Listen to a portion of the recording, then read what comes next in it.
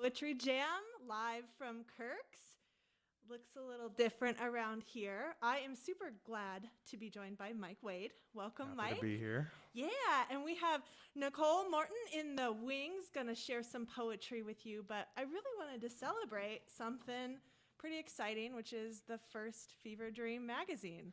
Congrats. Thank you. Yeah, it's been a blast. I mean, this is a huge undertaking. You have an incredible amount of artists.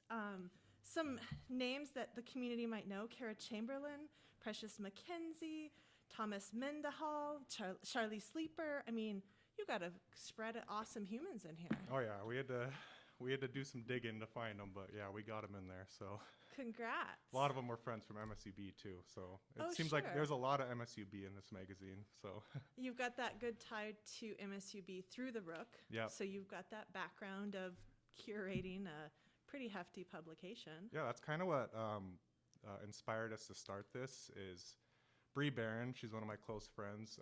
She was my layout editor at the Rook. So we just enjoyed it so much, and we loved meeting new people and just like the thrill of getting new submissions and seeing what people were giving us. Yeah. And one day we just decided we want to do it again, it's just our own now. So congratulations of getting it Yeah, all together. Now, thank is it you. monthly, quarterly? What's your I goal? think we're gonna go thrice per year. We were gonna do 4, but one of the professors at MSUB was like, "Oh, that's very bold of you." Right. So I mean, that might be kind of tough, but yeah, we're aiming for 3 a year. It's a huge So- undertaking. Oh yeah. It's just a beautiful magazine. You can pick them up at this House of Books, I know. Yep. This House of Books. That's basically it for now. Okay. Kind of. We wanted to go set them around in like coffee shops and stuff like that, but with COVID, it gets kind of tricky with people. You know, everybody's grubby little hands all over the magazine. So we're not trying to like start a second spike here in town. So yeah, Don't want to be we're kind of just responsible. keeping them all to one place. So Smart, and it is online too. So Yep. if people are interested, and you are looking for submissions right now. yes. So Yes. I mean, you've got art in here, you've got poetry, you've got short story. Basically anything that can be represented on paper, we will take. Plays, art, nonfiction, fiction, Sure. photography, painting. We'll take all of it. So Fantastic. yeah, we started with Billings for our first issue, but we're expanding to Montana for the second one. So Smart. There's a lot of great artists out there. oh yeah. Well, Mike, this is awesome. I wanted to celebrate a few of the poets. Daniel Lurie, sorry he couldn't be here with us. He was going to come read his poem. But anyway, why don't we go ahead and share it anyway? I'm fogging up over here like crazy with my bandit mask. So I'm I've going got to the see how I contacts. do. So. All right. So Daniel's, it looks like he's a senior at MSU Billings, and he's in communications, but he's looking for an MFA in poetry. Yeah, he's taking the next step. Nice. He's in that really fun process of applying for grad school. So Ugh, good luck out there, Daniel Yep. Lurie. All right. Here is his submission to Fever Dream magazine. My eyes sting not from tears, at least not today, but from exhaustion, as I force induced Nightmare on Elm Street, pounding headache so I will not face dreams tonight.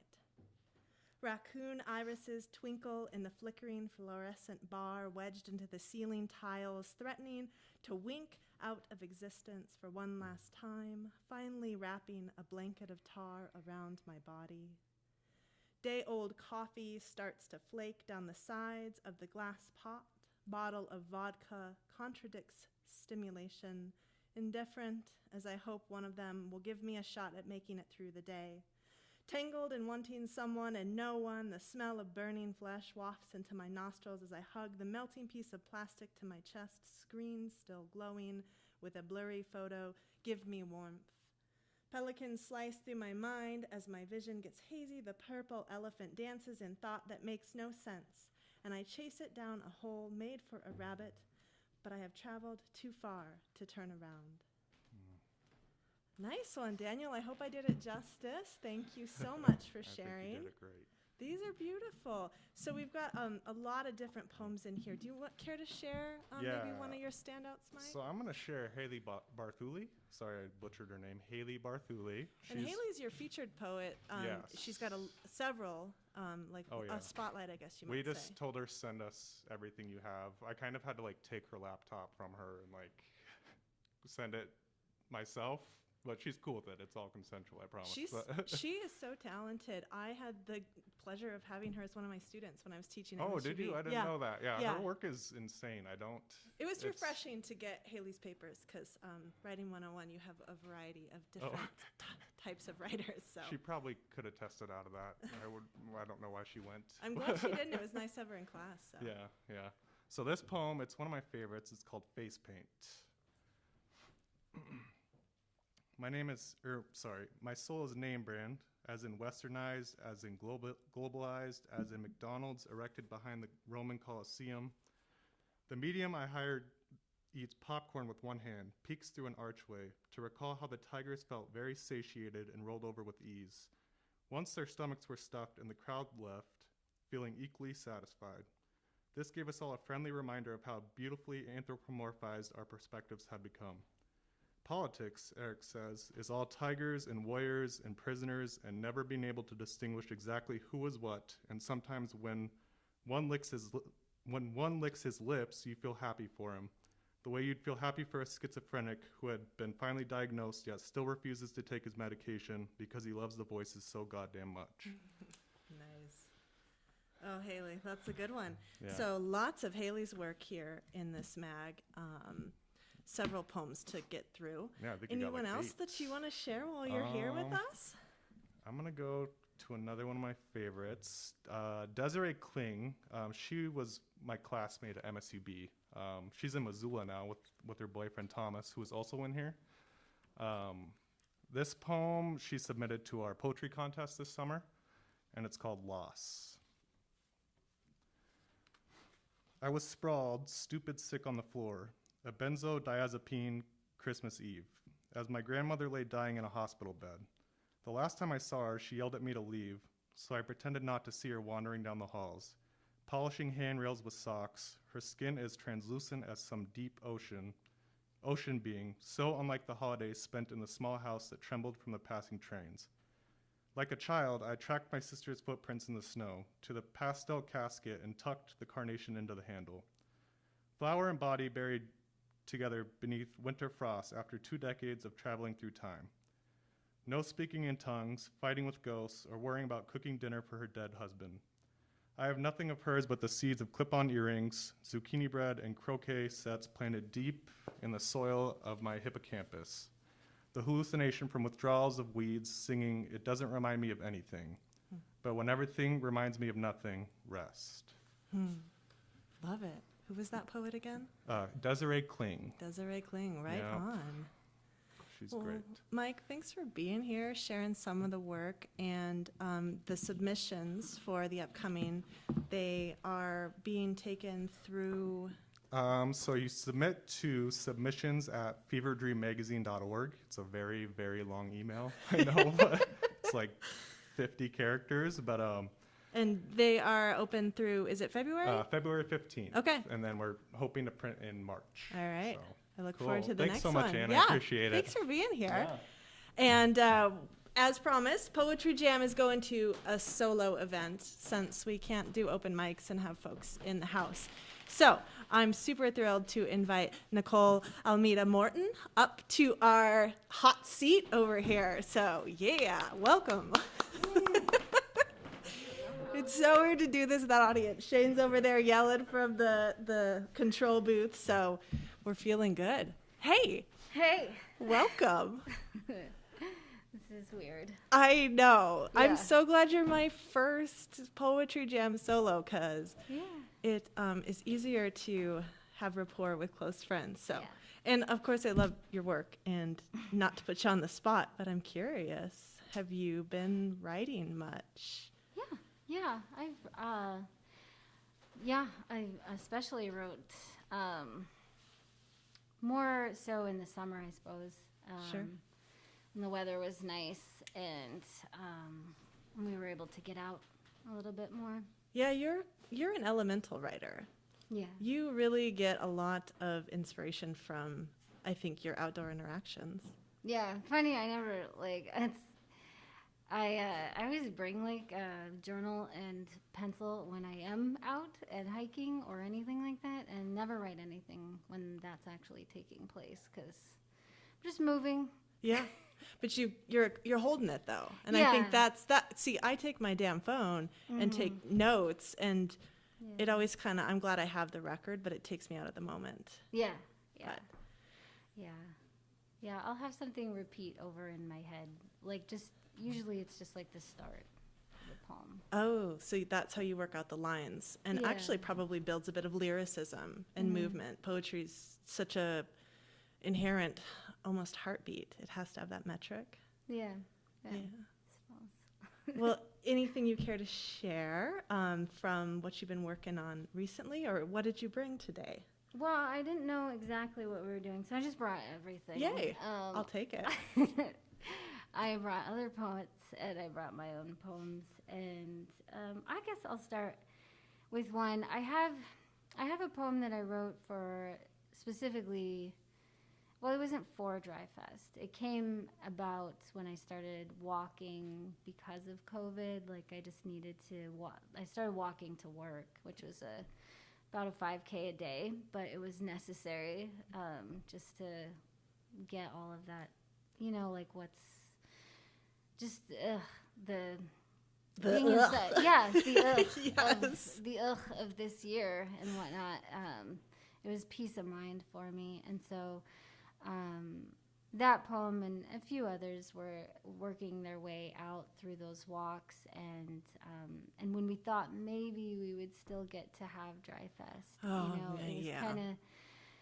it was kind of, I mean, I really wanted that to be where I shared it. I bought a dress specifically for it that I have not worn. I love your commitment to Poetry Jam at Dry Fest. Yeah. Yeah, it's sad we didn't get to have it, It is but I sad. think there is hope that everyone will be able to come together maybe next summer. Yeah. So I'm thinking about letting go of that poem here tonight. I would be honored because I know you told me about it, and I have been dying to hear it.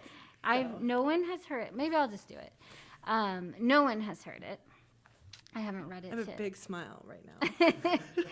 I haven't read it to anyone. I have it pretty much memorized, so I don't think I'll need any help. It's weird not to stand. Yeah. And also have Oh. this so close. Can Yeah, I? if you want to stand. Yeah, we can adjust it on up. I think so. Yeah, let's do Yeah. it. Oh, we're not restricted here. All right. Particular. All right. Thanks, Shane. Yeah. Shane, get on, everybody. Lets us use his space so graciously. Thanks to Montana Arts Council for a grant that made our live stream technology possible. Yes, thank you, Montana Arts Council. All right, do we Thank you, still have her in the Montana frame? Arts Council. Oh, maybe not. We gotta scooter this way. Yeah. You're like Tony, it's just like the wall. Just a wall. Well, since we're wearing masks, you can get a little cozy if you'd like. All right. Awesome. Okay. There should be, yes, I think. Oh, and we got Nicholas Rogers back on camera too, so some good muscle. Give the gap.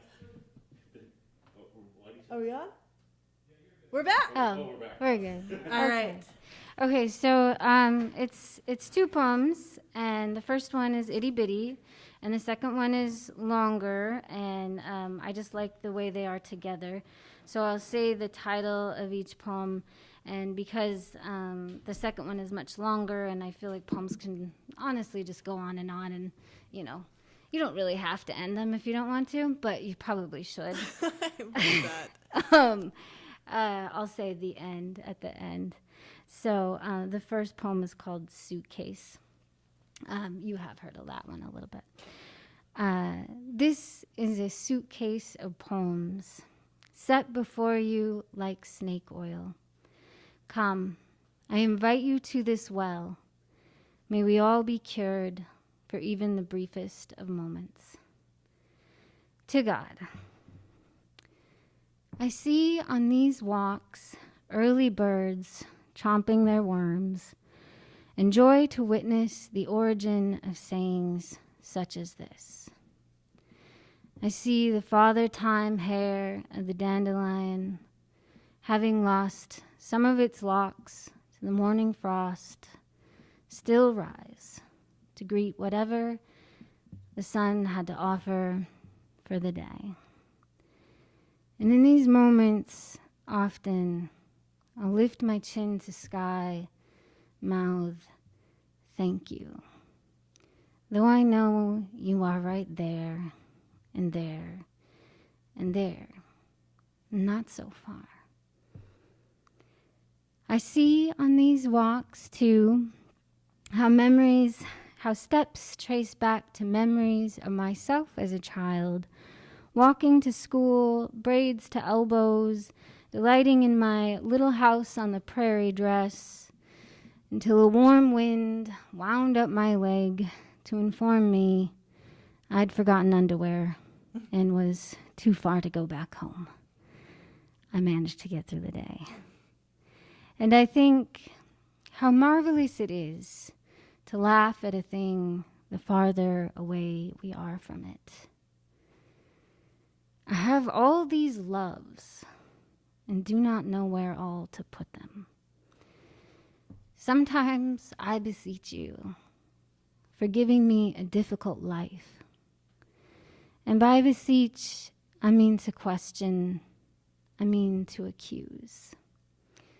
Sometimes I feel you wring my hands with joy, with sorrow, shaking my head like it is in your palms, trying to hush my discomfort in this world. Sorry.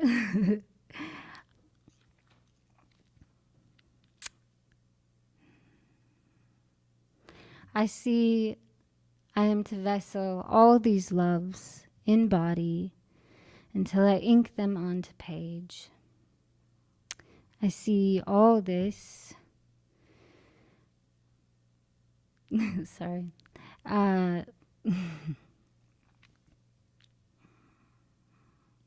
walking in the morning with the early morning whispers, and I see that with each new year, each new gray follicle, each spot where my skin has browned with age, a sign of my impending feminine invisibility. And I beseech you at times for any blowjob I maybe should not have given. Beseech that I did not learn early to give only to those that would be grateful. Beseech that there is so little time to be the woman I've been meaning to be before no one knows me as anything but old. And I see too in the clearing of the clouds and the trickling mists of the heavens, blessings of my grandparents drizzling upon me, saying, keep becoming, girl. Keep becoming. And I cannot beseech you for that, but only again, chin to sky, mouth, thank you. I see now wonderment in every single step. And I repeat quietly to myself, you do not have to fear. I have already redeemed you. I have called you by your name. You are mine. The end. That's that. Woo! Wow. Yeah. Wow.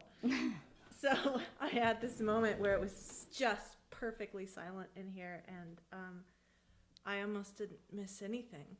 It was, yeah, every word was wonderment. Like you talk about every step is wonderment. That's an incredible work. Yeah, some of the lines are missing because I did forget them. Your ability to memorize and recite your work in that intimate format is Yeah. mind blowing for someone like me who can't even really remember a line to the next. So Well, I did have it in my head repeating for quite a few months now. So there was that. Well, and the repetition, like I think about walking, and they talk about it being bilateral stimulation. Yeah. Because it's soothing to the brain. It's like a comfortable thing. Same that like tapping. Yeah. that That you can create bilateral stimulation by just Yeah, I giving should do that yourself more a at hug work. this way, right? Self hugs. Yes. Therapist taught me that one. Anyway, so there was these like the repetition, I think, in just like the personification of like a dandelion as having hair, locks of Father Time, and then also yourself, the skin, the aging. There's like a sense that you are an element of the earth. Yeah.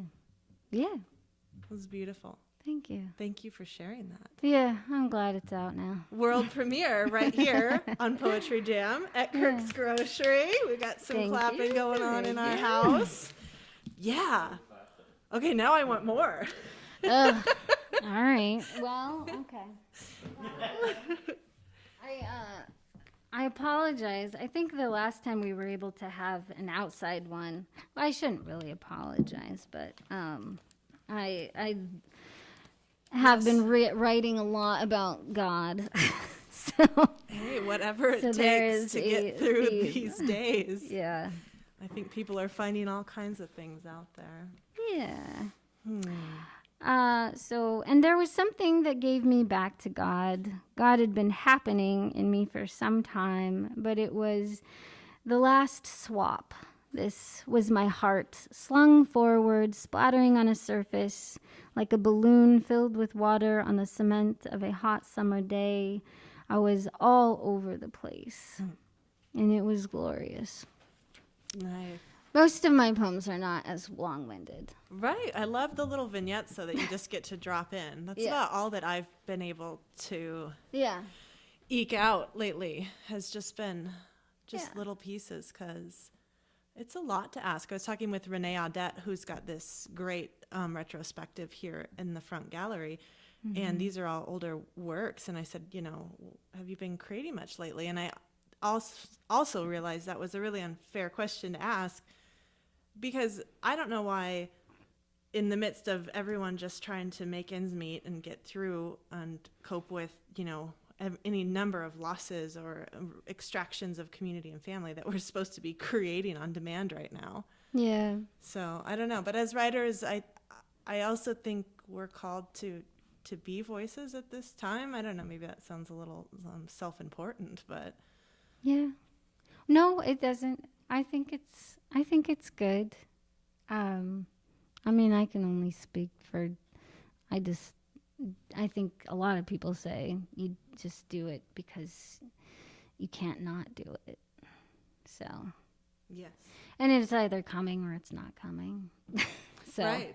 And I think, too, you see this work that you took so long to compose. It's the same as a painting or anything that takes a skill, an amount of time. yeah. Not every line makes it. Yeah, yeah. And actually, I mean, some of a blessing of not being able to have a poem ready for the event like I had planned gave me a lot more time to tease lines and think more about them, and where, did I really want that there, or did I not want that there? Oh, So- interesting. I work so well on deadline that Yeah. if I don't have something like Dry Fest that I'm preparing for, I don't tend to even show Yeah. up for my work, Right. at least my personal work. Yeah. Well, I mean, I guess that poem it was coming out. It was just going to happen anyway. But it was for sure what I was going to want to read. But I wouldn't have edited it as much as I have. So it probably wouldn't have been, maybe, I don't know, maybe just tonight was the perfect place for it. Yay. Anyway. Well, and if anybody needs a deadline, a little plug again for our Fever Magazine friends. I got a thumbs up from Mike over there. February 15th February 15th, yep. I think that's a great opportunity to get some work into the world. So, yeah. Anyway, I might have to use that deadline to actually finish a poem. So, well, what else do you have for us? I'm feeling a little bit greedy here, but I would love to hear some more work. Oh, well, you can, jump in. I don't mind sharing. Ooh, yeah, nope. Okay. All right. This this was written in 2019. So it's older. That's all. It's called More.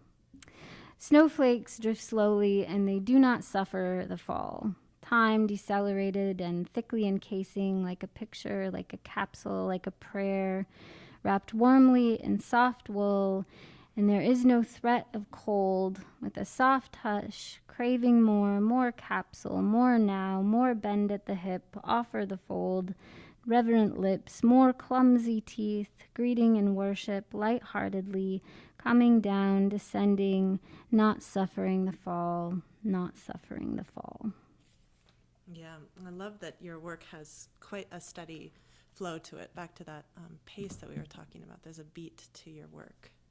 I hope it's not the same always. No, it's but it has a rhythm that is very soothing, and that could also be your reading voice, which I've come to really miss when we used to get together every month. But that was nice.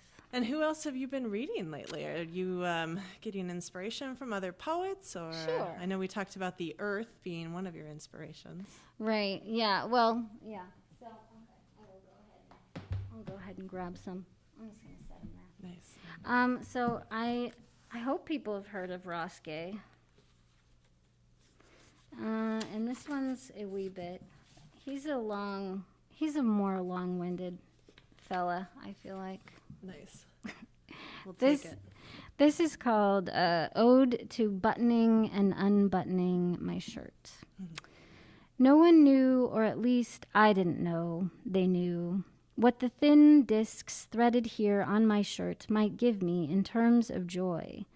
This is not something to be taken lightly. The gift of buttoning one's shirt, slowly, top to bottom, or bottom to top, or sometimes the buttons will be on the other side, and I am a woman that morning, slipping the glass through its slot. I tread differently that day, or some of it.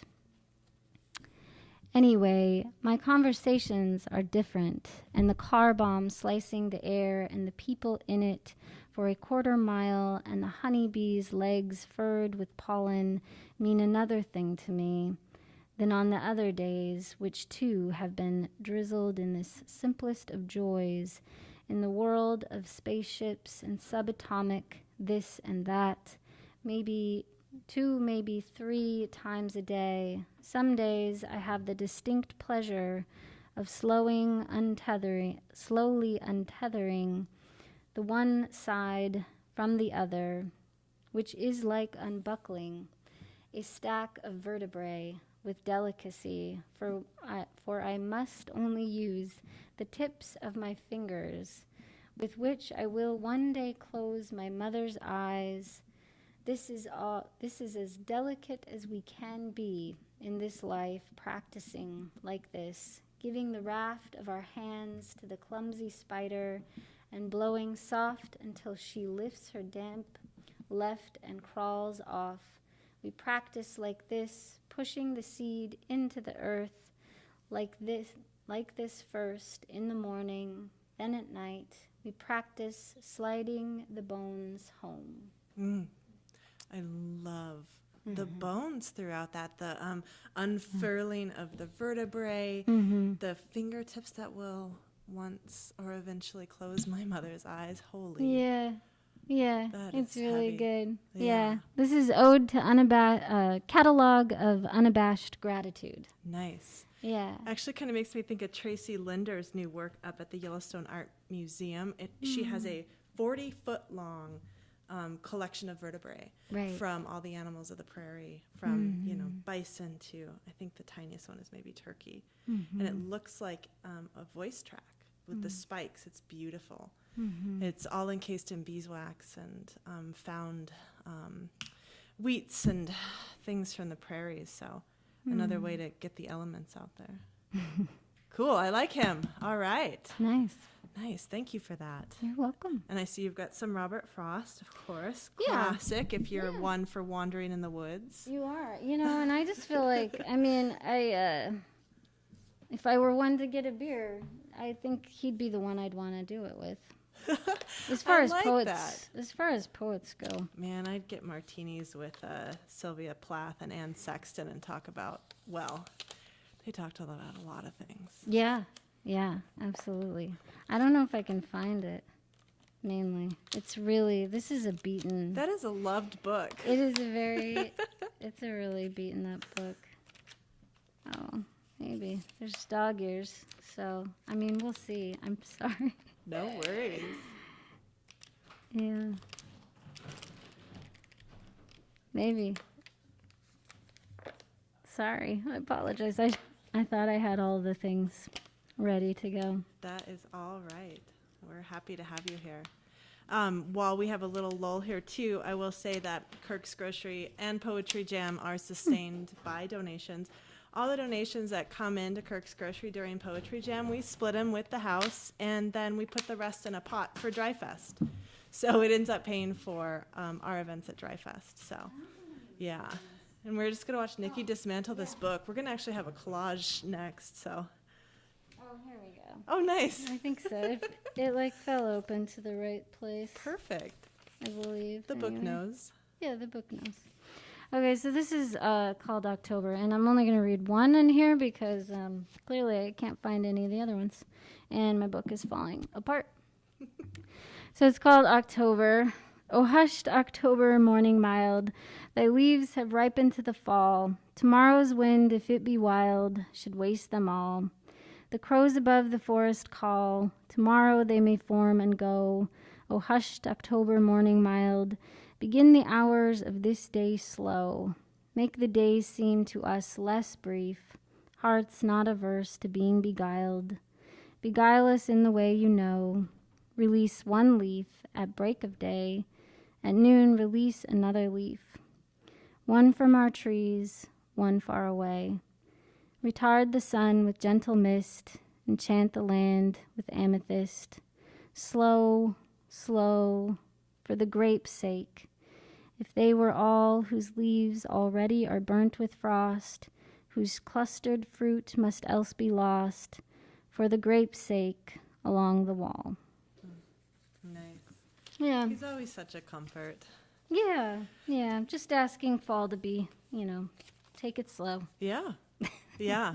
I think him and Mary Oliver come up a lot for me when I just want something that feels like a hug, you Yes. know? Have you read Wendell Berry? Yeah. Yes. Yeah. Agreed. Although I should pull him out more. Huh? I should pull him out more. I've been spending a lot of time with the ladies lately. Yeah, I know. I was trying to find my ladies before I came, and I was struggling.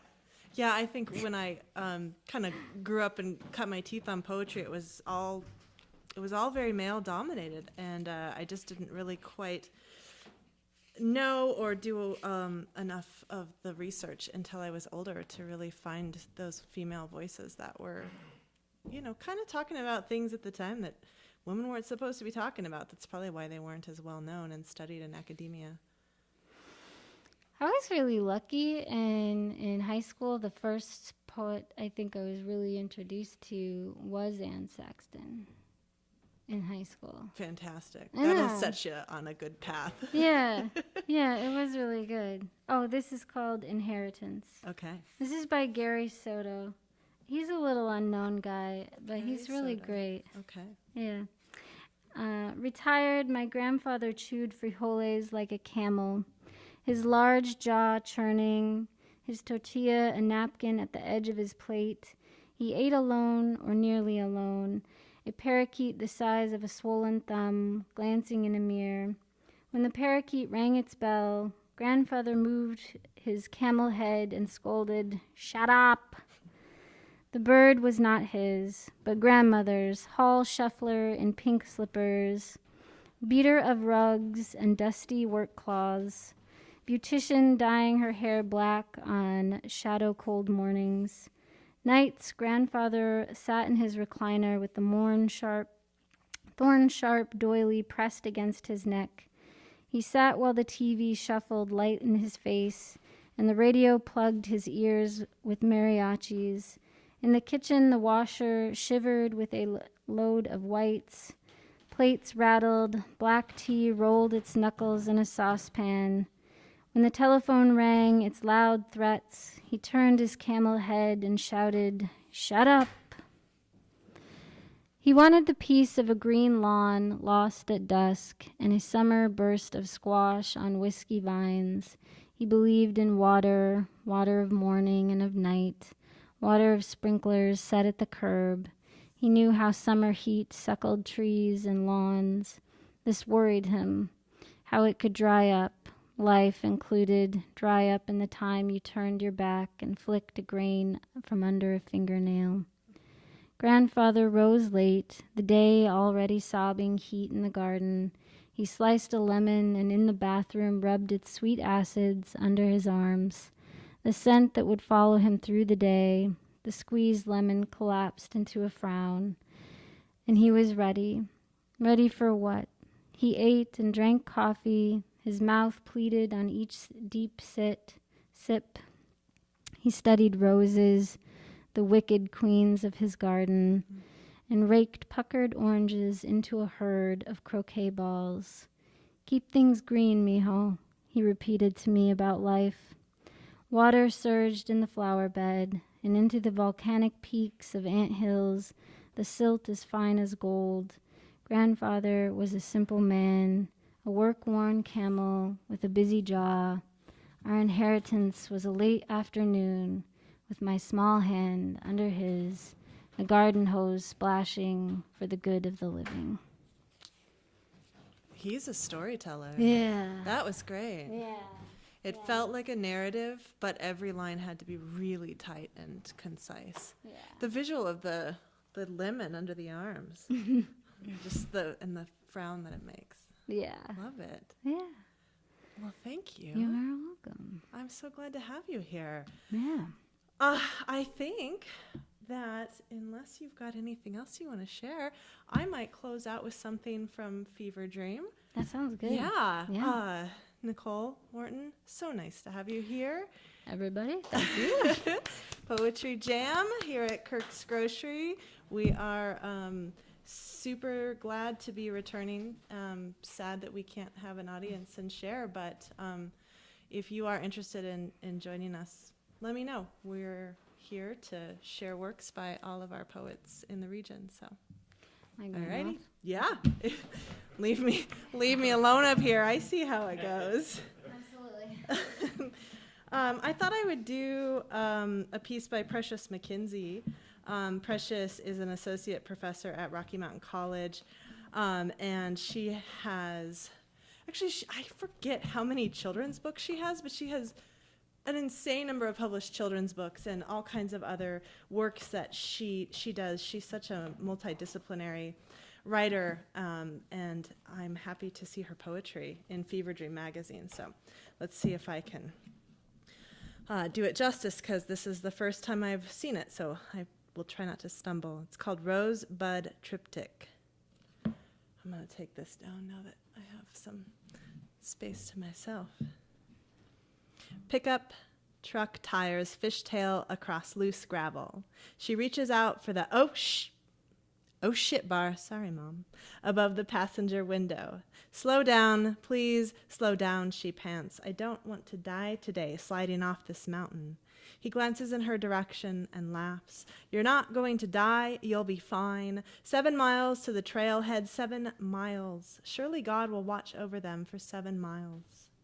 Thunderheads hang over slate palisades. The pickup truck fishtails to and fro, and God, he laughs. 2. Her tennis shoes slip across the rockfall. Where's the trail? I can't see it. He laughs. He's always laughing at her. It's right there. Keep between the boulders. Sweat runs down her spine, pools under her arms. They climb. In altitude, she follows him. The rock fall trail switchbacks. They call it Mystic Lake, 1,000 feet below her, dammed by men and harnesses for his energy. Come on, he says. Little kids can do it. She steps back from the cliff and rests her backside on a boulder. I can't. She pants, I can't. He grunts and goes on without her. She sits alone on a boulder in pre-Cambrian time and listens to the lake below. 3. Chirping circles her. Marmots, she guesses, calling warnings to their family about the human invasion. She chirps a reply. Silence follows. Even marmots do not want her. She looks over the cliff's ledge, hoping to see him on the bench below. He isn't there. She rests against a boulder, silent. God damn, John Muir. I get it, she thinks, a cathedral of solitude. A plump ball of gray fur and beady eyes dart out from the boulder. Wind catches in her throat. Pika, pika, pika. Her laughter reverberates through the rockfall. You're not going to die in the jaws of a pika. God, I have to pee, she thinks. She finds a crevice of boulder tucked off the trail. This will have to do. She makes her way to the crevice. Another pika zips between her legs and shoots down between the shadowy boulders. Oh, Christ, she says out loud this time. I can't piss on someone else's house. But she knows someone who would. Precious. Love it. Precious McKinsey's work from the first edition of Fever Dream magazine. If you're interested in submitting, they are taking submissions through February. You can find them at feverdreammagazine.org. Super happy to have you all here for Poetry Jam. We're doing this third Thursday. If you want to be a guest, let me know. Thanks to Mike Wade for being here, to our poet, Nichole Almeda Morton, Nick Rogers on our camera, and we got Shane over in the booth. Thank you. Peace out. Don't forget, if you have any extra moolah, there's a lot of great gifts at Kirks, and all your money goes to support local artists and local art in your town. So, peace.